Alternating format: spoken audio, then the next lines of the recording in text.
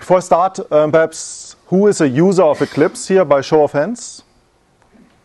Seems to be the majority, very good. Who here has some plugin or RCP, rich client platform development experience based on Eclipse? Okay, the minority. Okay. So I guess I have to discuss a little bit what plugin development is or RCP development. The little agenda I've set up is I will discuss the targets of the E4 project. I will also discuss what are the problems in the existing Eclipse setup. I will then discuss the points which make E4 special, which is especially the workbench model, the styling, and also the services. So if we look at the scope of the E4 project, the scope is basically we want to make plugin development and Eclipse RCP development easier. Some of you have done a plugin development and RCP development. And a plugin development is basically you target the Eclipse platform and you extend it with certain functionality. So if you, for example, install the JavaFX plugin for Eclipse, you're installing functionality which someone has developed based on the Eclipse platform to extend this platform. And also there's a lot of applications out there which use the Eclipse framework to build their application upon. For example, NASA have a lot of things built on Eclipse RCP where we're saying, okay, the modularity of the platform, the APIs, the functionality, and the extensibility is something we want to use in-house. And a lot of companies using this and building their applications based on the platform.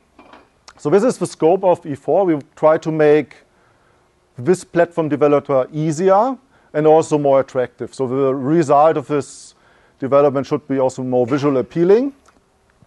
So if you're not a plugin or RCP developer, you may ask what is in for me. And of course, the benefit is that if it's becoming easier to develop upon on Eclipse, then also you get better tooling, and better tooling help you also in your work. So that's the whole idea. But this talk will be explicit about what is the E4 team doing to make the development of Eclipse easier. It's also a good point to start with Eclipse E4 because we just released milestone 5 2 days ago. In milestone 5, usually what happens in Eclipse is that the API is more or less frozen. That is not 100% true for E4 because there's still some rework to be done. But M5 is stable enough to be used, so you can go to the download side of Eclipse and download it and then start developing based on this. So the question is, why changing Eclipse? Why extending the platform? Because what is wrong with 3.x? And there are several things which could be improved, and one of them is that Eclipse is getting more and more complex over the years. Eclipse has this politic that it never tries to break API. So whenever a new version is released or some new functionality is extended, the old version of the API stays in the system, is still available to the developer. And that, of course, leads to the fact that there are lots of APIs and lots of similar functionality for making the same thing work in the platform. And, of course, this makes it really hard for new people to get started with this development. Also, Eclipse provides a lot of functionality via the platform singletons. For example, if you want to access the shell to open a dialog, you have to go via platform UI, get workbench, get shell. And this ties, of course, your coding very much to the Eclipse platform, makes it harder for you to reuse this functionality and also makes it harder to test. The other problem with Eclipse is that over the years there have been different approaches to developing a user interface. For example, actions, commands, presentation APIs, and there's not really a consistent way of building your application.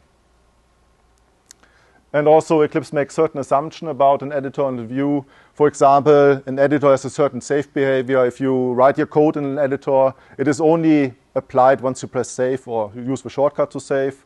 While a view has this assumption that any change you do in the view is immediately applied to the underlying data model.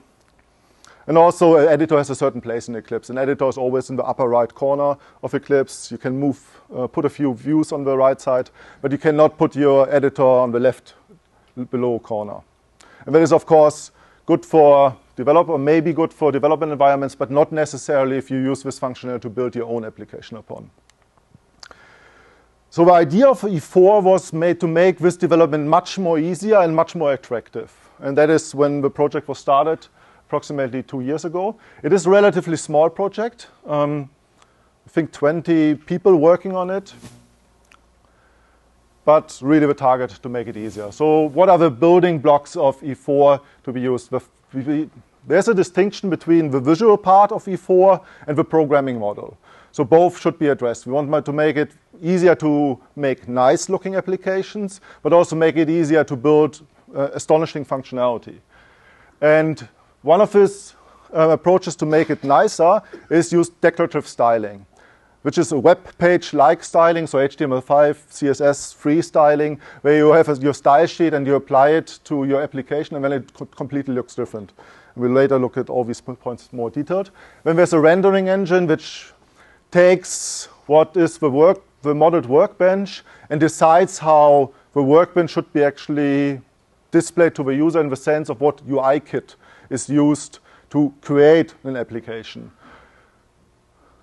You have a modeled workbench. The modeled workbench is a model-driven approach to describe your running application at design time and also at runtime.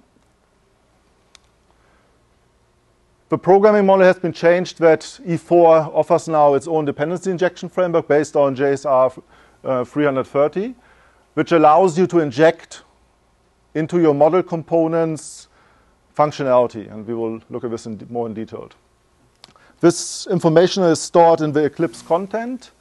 And the platform also tries to provide core services, which makes life much easier for developer. There's also an ecosystem around the E4 platform. For example, XWT, Open Social Gadgets, and the Toolkit model. I have not planned to discuss this in detail, but if you later have questions, and I try to reserve some time for questions, we can also look at these. This is just not the core, or can be not considered as not being the core of E4. Perhaps if you have not so much experience with developing RCP application, let me just give you a short demonstration how to build an application with E4 based on Eclipse. So you can select in a downloaded E4 version that you want to build a new E4 application project. Any project name will do. You basically click through the wizard and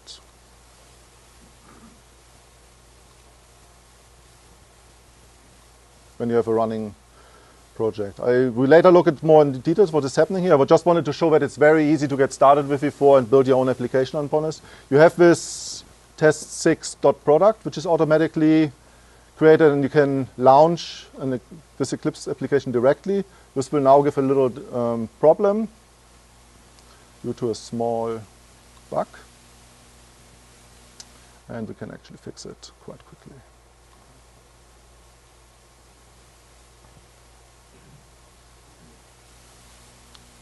So this is a running E4 application, not a very interesting one, but it could be used to get started with E4 to build your own applications upon the framework. We will later look at the background things which are behind this application, but in general you have a fully functional application within 2 minutes to get started, and then you can explore E4 from there. So this is not so surprising. If you have been RCP application development been doing, then you would know that this is also available today. So what is the difference actually? And the difference is that the application is described with a model. I explained earlier that in existing functionality or in existing Eclipse installation 3.x, there are like X ways of developing your user interface. The E4 project tries to change this and says, okay, we want to have one description of the application. And we are using the Eclipse modeling framework for doing this. I assume that not all of you know the Eclipse modeling framework. It is a way to describe a model, whatever you choose, and is very popular in the Eclipse world. It is also used by very large companies like IBM, for example, have a lot of products based on the Eclipse modeling framework. It's very proven, very stable. It's relatively small by nowadays standards. And it has tooling available, and you tap directly also in the ecosystem. I think the EMF project has 70 sub-projects, which provides functionality on top of EMF. So the E4 project, which also uses the space technology, has now a chance to reuse lots of these things in the application development. So to make this a little bit more concrete, this is the application I created earlier. And let me first look at the generated code.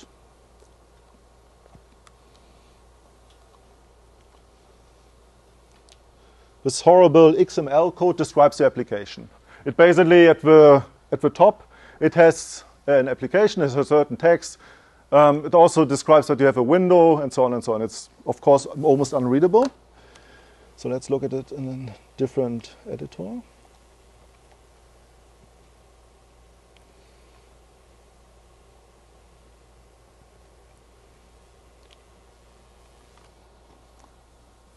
This model, and we'll later look more in detail into what this means, is describing your application. It describes that you can perform certain actions or commands, and it also describes the layout of your user interface.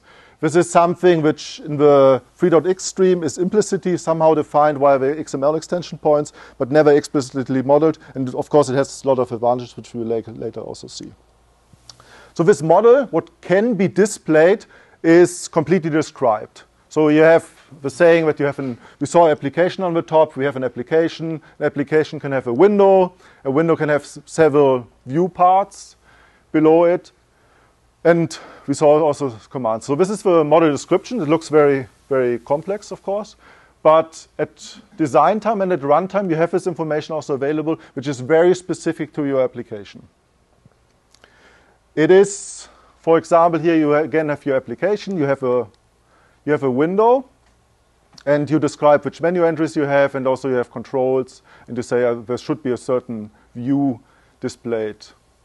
And it has all the elements you usually would expect. So it has a menu, a trim, which is a toolbar. It can have sashes or stacks to display view parts in the model directly.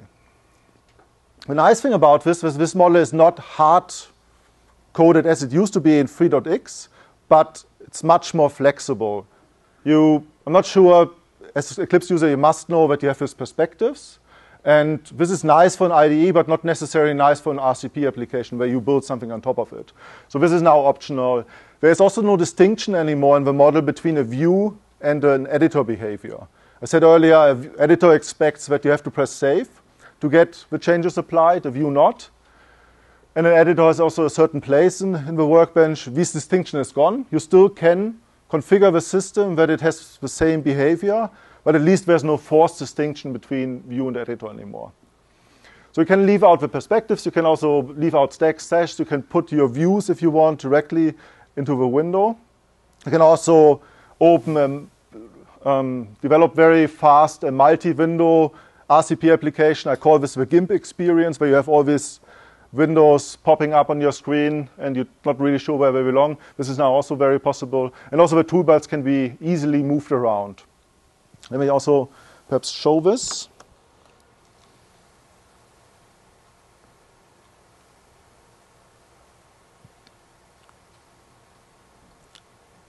So this is, again, a very simple application where you have two views which are based on a stack.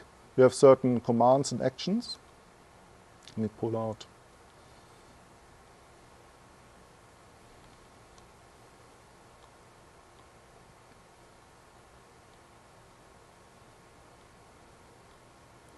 So again, this describes the model. I have my window. I have one window at the moment which contains everything. And I would like to extend this. For the demonstration purposes.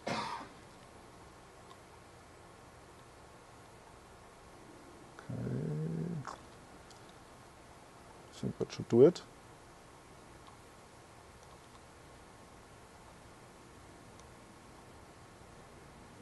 Yeah. So what I've done, I have changed the model of this application, telling the application I now want to have two windows for my application, and I want to have the same view one displayed in both windows. So see the same information here without doing a lot of coding. I just changed the model and the appearance. I can also, let me do some different change.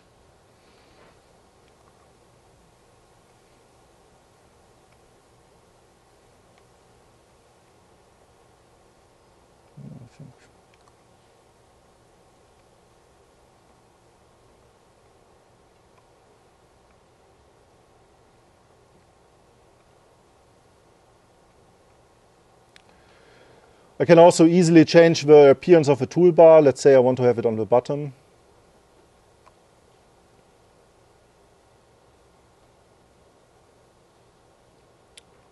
So now my toolbar is on the bottom without doing any lot of changes, which makes it possible to define your application and decide at a later point in time how it actually should look like. And you don't have to code the appearance of your application. In case you would be inherently familiar with Eclipse, you would notice that I sometimes say parts, and this is because now a view in an editor is called part. So don't get confused if I say part, it actually means either an editor or a view. I already showed you that the model is defined by an XML file. This is the starting point of your application. Eclipse is very modular, so you can write an additional plugin extending an application. So of course, having one single file describing your whole application wouldn't work in the context of Eclipse. So there's also an extension point available, which you can use to say, I want to contribute here a view or menu entry, like you used to in 3.x. So still the modularity is not affected by this modeling within Eclipse. You still can have your separation of concern, building some UI components in a different part, and then assembly later. The model is also live, so the model is not only defined at design time, it lives with the application. So if a user changes something in the application,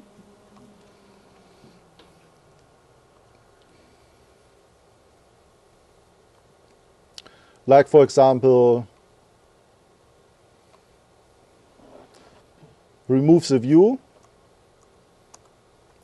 this is also stored and reapplied to the model. So you have this definition phase, which is basically one file, you can extend it, and then also what is done programmatically or by the user will also be stored. Another advantage of this approach is that you have, via an API, complete access to the model. So if you want to change something via coding, you have complete access and can basically do so. The limitation of this model is that it's only define the frame and how parts are actually organized. This model does not model the content of a certain view, which is still the traditional approach. You would either hand code it or use any other framework to design whatever you display in a certain part. So if you look at my little application, what is inside this view has been handwritten code. The form model does not go that deep inside. It just describes how does my frame look, where are the view parts actually placed, and so on.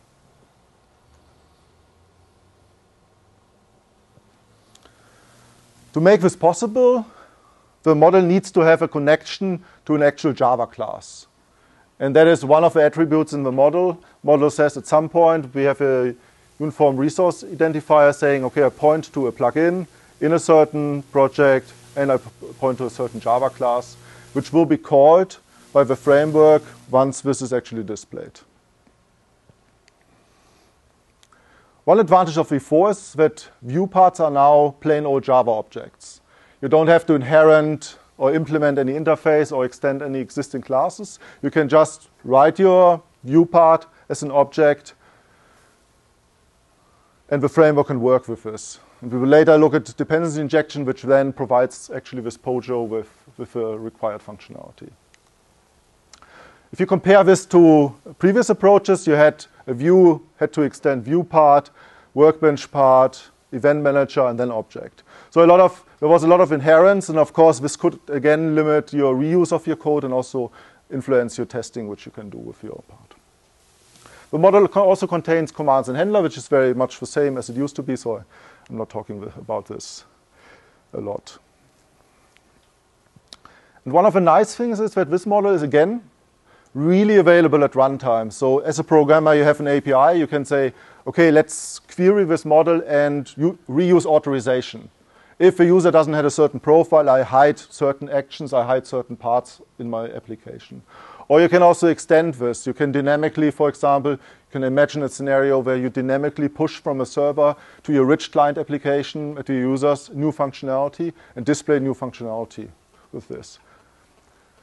That makes it much more flexible for the programmer to access it and modify it at runtime. A very nice attribute of this model. The question is now, we have this model, we have defined the logical structure of our application. But how is this logical structure actually converted into widgets? And the model by itself is not specific to any specific user interface kit. Eclipse uses, as you may know, SWT, Standard Widget Toolkit, as its UI toolkit and not Swing. But the model doesn't care, doesn't know that it's supposed to be drawn by SWT and not Swing. This is the role of a renderer. A renderer can be exchanged in Eclipse E4. You can say, the standard is of course an SWT renderer, which the E4 team provides. And this renderer is then responsible for making sure that every model component gets its renderer, which is then responsible for the lifecycle of this widget.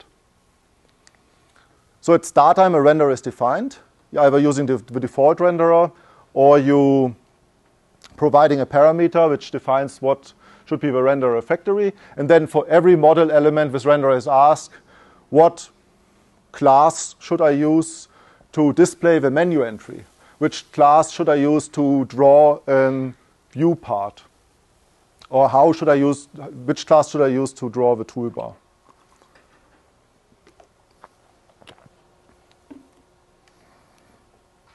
The widget renderer by itself is then responsible for the lifecycle of this UI component. So if you have a renderer for a menu entry, this renderer makes sure that the menu is created.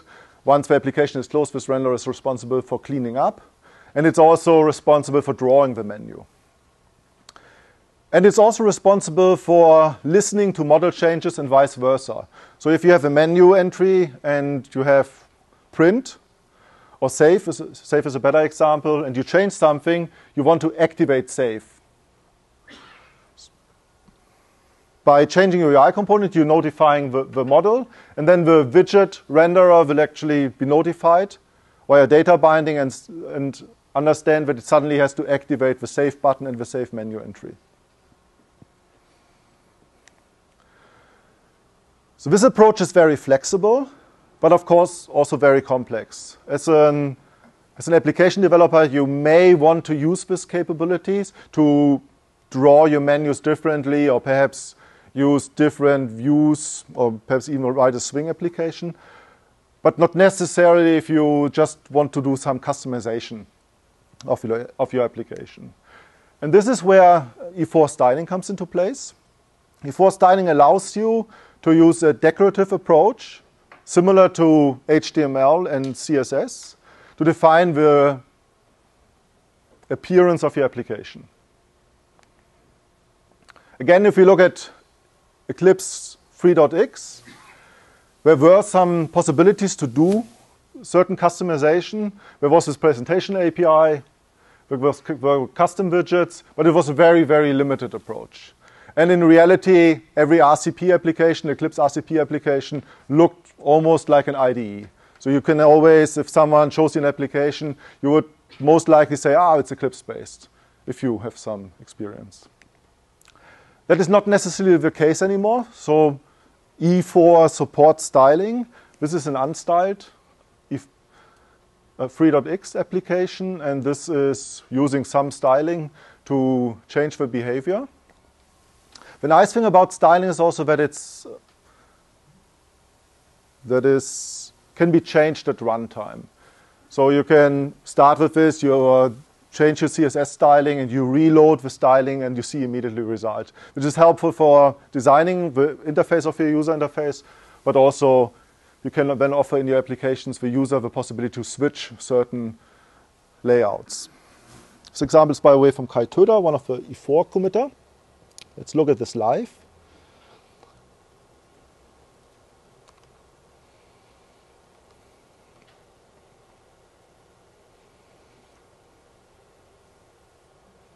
So this is the application already styled. You can also move the stuff around if you want. And you can also switch the theme between your application. At the moment there's 2 stylings available. I'm not sure if it's almost, there's actually a gradient which you cannot see, so there's not, it is not black the background, but it's a color gradient, but it gets a little bit lost here on the beamer. So you can also have more than one color using in your application. There are some limitations.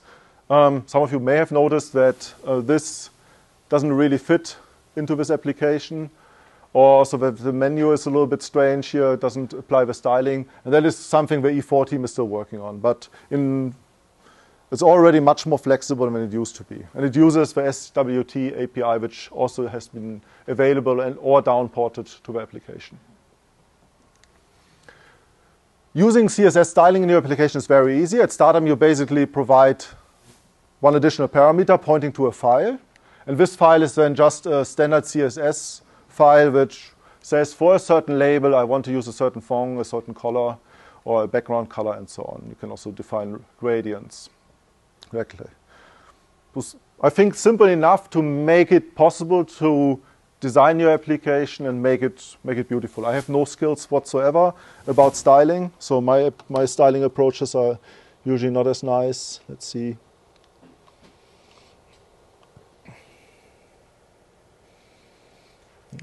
So as you can see, it's not my skill set is obviously not in styling.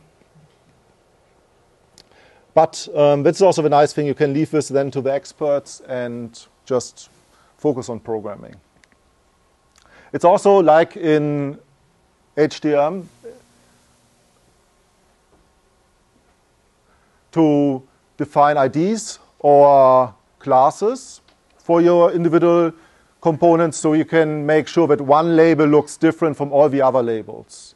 It's like a div in HTML. And also the div class or div ID. And then you can just say, this label has a defined name, and in your CSS you refer to it, and then you end up with one label which looks different from the other.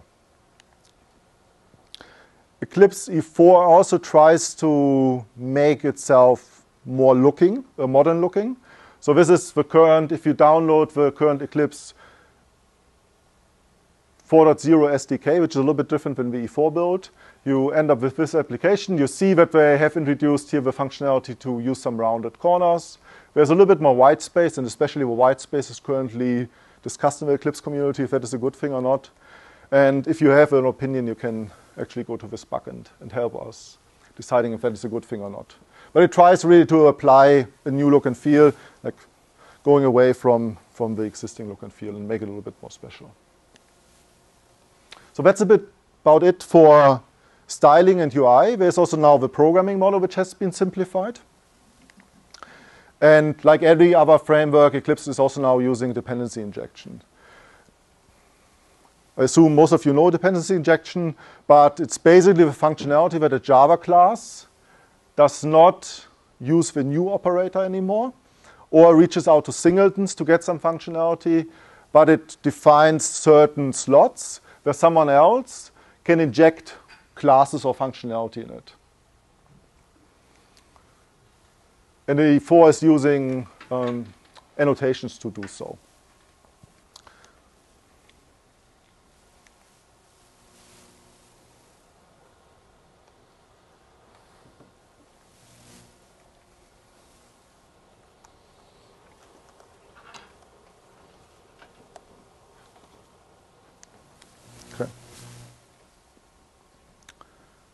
There is a standard for dependency injection, JSR 330, very fast going through the specification process. And it defines certain annotation, inject or named annotations. And that is also reused by the E4 project. The E4 project originally started with their own annotations, but then Crazy Bob Lee, the spec lead of this, was very fast in defining the specification were also adapted. And the adaptation is almost done. So there are a few corner cases. E4 defines also specific annotation which it uses for its specific purpose, like optional. So if we look at a view, so a part, you see in this example there's no extend or implement, but you see some annotations. And by these annotations, this part defines that it needs a certain functionality from the platform. For example, Eclipse context, or more perhaps understandable, a logger. This view would like to write some log information somewhere, and it asks the platform to provide the logger. The E4 framework will now look for this information, and by your runtime configuration, you assign a certain logger to the system, and then once it finds this logger, it will insert this logger into your part before actually the part is constructed, or actually after it's constructed. You can also use inject on constructors and also on methods. And then also the framework will look for the right class and inject it into your part. You also have lifecycle methods defined, post-construct and pre-destroy, which are also based off this JSR 330. This is necessary because your part doesn't implement any interfaces or extend any classes. So the framework doesn't know what is the method which should be called after everything is done, after this class has been constructed. So post-construct annotates a method which is then called directly after initialization of this class. And if you are the Eclipse developer, this is the init method which you used to have, where you do all your UI building. And pre-destroy is then for cleaning up, like releasing resources, pictures, images, databases. So before the part is actually closed, then finally you can use this annotated method to do some cleanup. So how does this look like in coding? You have here a certain part. You define in this part that you want to use a timer service, which is defined in your application. It's not better, right? It's almost the same. Okay. And you annotate a certain method with this annotation, post-construct. So once this class is used somewhere, the framework will know, so I first need to make dependency injection of a timer service. And after I have done this, I call this post-construct method, which does something. And once this part is closed, it calls the pre-destroy method. So the question, I guess, might be, where are all these values be stored? So which functionality can be actually injected into your application? And that is defined by the Eclipse context. The Eclipse context is pre-populated with a lot of values from the platform. For example, if you need a shell to display a dialog, this is available in the Eclipse context. Or certain the core services are also available. It is a hierarchical data structure, so it first tries to find the requested element within the scope of this model component, and if it doesn't find it, it searches this for this in the hierarchy. To try to make this a little bit more understandable,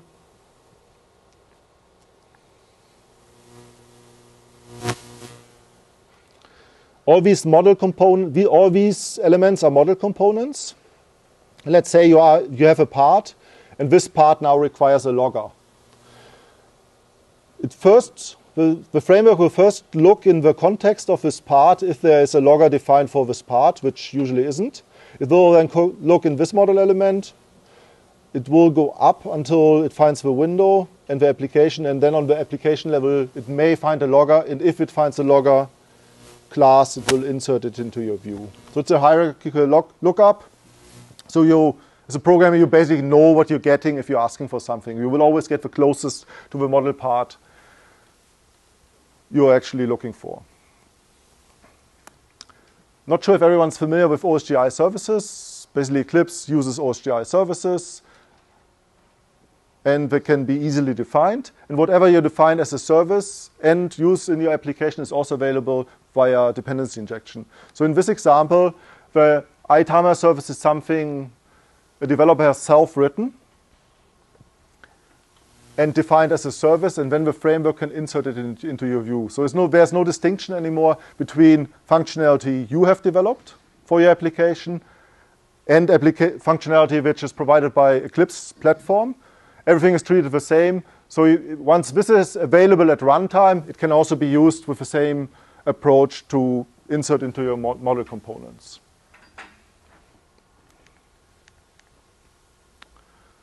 This applies also for handlers or commands. You have a certain class. Again, it has no dependency to any other class or interface. And you have at the moment a predefined name, execute. And then this method is called by the framework and performs some functionality. The E4 team has defined certain services which they think are important for most of developer. They call it the 20 things, and these are basically listed here. And these services should be provided by the platform. So for example, a life cycle for an editor or a part should be provided by the platform and can be then easily reused. The classical example is logging, but also authentication or authorization can also be used in your application, and it's provided by the platform. And also, if you have your own services, you can easily define them as OSGI services. Just takes an interface and some XML coding, and then you can also inject it into your application. So let me just show a few examples of another thing which has been integrated in E4. This is open social gadgets. Let me start with this. That is one of the things I said I will not cover, but I have the time. Now I will also discuss about Open Social Gadget. Open Social Gadgets is the approach of Eclipse to combine the web development approach also with Eclipse. Who does know what Open Social Gadgets are? Some of it. I think most of you are using the iGoogle page or Facebook, or Facebook not. I think every other social network except Facebook is using open social gadgets. Facebook was the market leader and they have their own standard, but every other platform which I cannot think about anything. LinkedIn, for example, uses also open social gadget. Jira is using them. It's basically an approach to define certain UI component with, if you choose so, HTML and JavaScript. For example, let me just open a web page for me.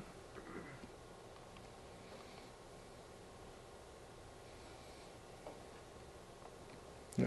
So this is an iGoogle page, and you see here gadgets, add gadgets, or gadgets hinzufügen, which is German, add gadgets, and you can add functionality to your personal page, and all the time if you do this, you're adding an open social gadget. There's a specification for open social gadgets, and you can just think of these containers as an open social gadget which you can reuse. So let me try to demonstrate that. If I say add gadget, and I think the internet may be very slow.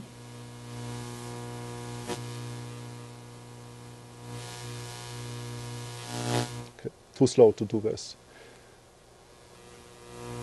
But you could add these eyes to your Google homepage or your social network and then enjoy the incredible functionality of this gadget. Or you can also use basically everything which is out there and add it to your homepage. And here you see my Twitter stream.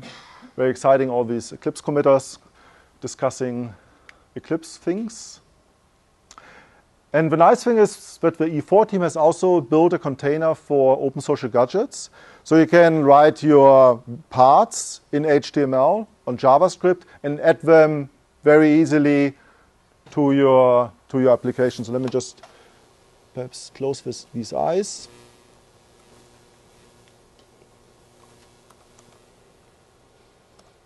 So there's only open social gadget.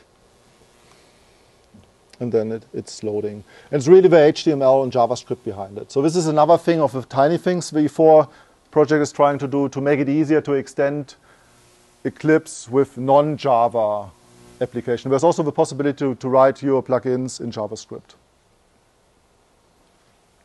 Okay, that basically also concludes what I wanted to say. So it's time for questions if you want. The question was, does E4 include an application server to running the open social gadgets? It does not. It's basically handwritten Java code to pass the open social gadget and make the display. So the SWT library by itself has the possibility to embed browser components. You can embed in SWT any web page if you want. I think Flex has some issues, but in general, web in general works. And the E4 project reuses this functionality of SWT to make Eclipse E4 an open social gadget container. It's not only this part of displaying this bit, but also some preferences which are supported by the gadgets. Let's try to demonstrate that.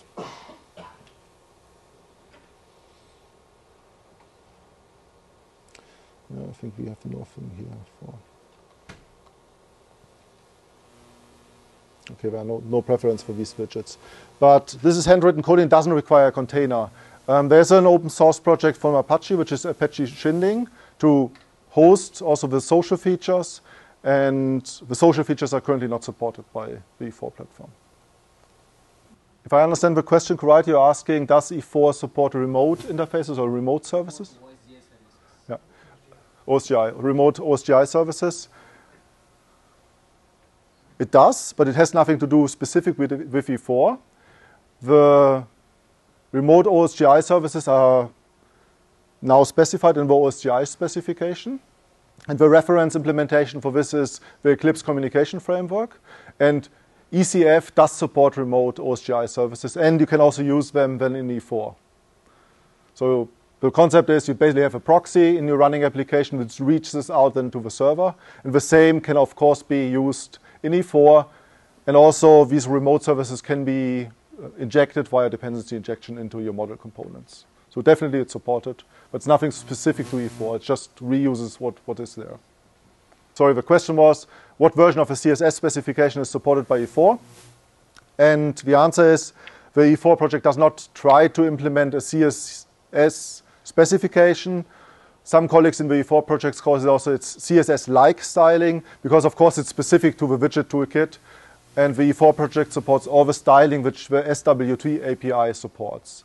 So it's basically, you can think of it as a subset, background colors is supported, gradients, text color, but not, for example, margins are not supported by SWT, therefore E4 cannot support that. The rounded corner, which you may remember from the 4.0, has been specifically added to the SWT toolkit to make it possible to have this look and feel of the IDE. The question was, what is done in the E4 project to make the memory footprint and the runtime requirements of an Eclipse RCP application less? The statement was that RCP applications feel heavyweight, slow to start. I would actually argue with that. It really depends what kind of functionality you pull into your RCP application. If it's using the standard functionality, even in the existing platform, I think you end up with an application which is around 18 megabyte. Of course, then if you add a lot of functionality to your RCP application, then it grows in size and you can end up with a huge application. The question was, what kind of version control system? Version of control. Sorry. The question was, what kind of framework is used for dependency injection and inversion of control? And that is a self-written framework, actually from one of the E4 committers, which implements JSR 330. So it is specific to Eclipse, this framework. It can also be used outside Eclipse. I think it's now distributed over 3 plugins, which can be used, very small plugins, for your own dependency injection. But it's definitely not Juice or the Spring container which we're using. And the question was, what is actually new in E4 for the standard developer which uses Eclipse as an IDE and not necessarily develop plugins or RCP application? And that is, I think, an indirect gain which you may get from the framework if it makes it easier to develop functionality upon of Eclipse. E4 does not target the web developer or the standard Swing developer in the sense that we try to make the life of these much easier directly. E4 is really an approach, simplify the platform, make it easy to develop functionality fast for Eclipse, make it easy to style this functionality easy so that it's appealing. And the hope is that by this you get much more in a rapid development cycle for Eclipse, and you benefit when as an end user for the IDE or the RCP. So that it does not really address directly the other developers than plugin or RCP developers. That's a good question. My question is, I mentioned earlier that there's a milestone release of Eclipse. And the question is, does this milestone include E4 running on E4? I'm not sure if everyone understands this question. Eclipse, of course, has a runtime and it has a development time. And as of now, E4 runs on the upcoming 3.x release. As of last week, Eclipse has also a build which runs on Eclipse E4 has also a build which runs on Eclipse E4. The problem with E4 running on E4 until last week was that the old plugins would not work. So basically the Java functionality would not work based on E4 because the new approach was different from the existing and you could just not plug in. So the E4 team has spent a lot of time to developing a compatibility layer which you can install now in E4 and then run the old plugins without any change. And that is can also be used to migrate your application to this new approach by just using this layer and then later changing your programming approach. And to summarize, you have two builds at the moment. The milestone build still doesn't run on E4, but there's another build, the SDK build 4.0, which runs on itself. But it's not as stable as the milestone 5 build. The question is, does E4 support Draw2D functionality? It does. You can use this. If you want to go level up, if you want to use GEF or GMF as a framework, there are still some issues, but Draw2D should work. The question was, isn't E4 by itself an enriched client? And the answer would be, it depends on your definition. Eclipse started as an IDE, and at some point in time, they made Eclipse as flexible enough to be more than an IDE. And so it opened up the space for using the API to build something else than an IDE on top of Eclipse. So traditionally, there's always this distinction between Eclipse as an IDE and Eclipse as a platform, which used to be for RCP. But per definition, you're definitely correct. The IDE is just one application running on the platform and can be easily replaced with something else. So by this means, the IDE is just another RCP application. But this is a little bit historical because it used to be an IDE, and so if people talk about it, it's Eclipse IDE is something different than Eclipse RCP. So then thank you very much. There's also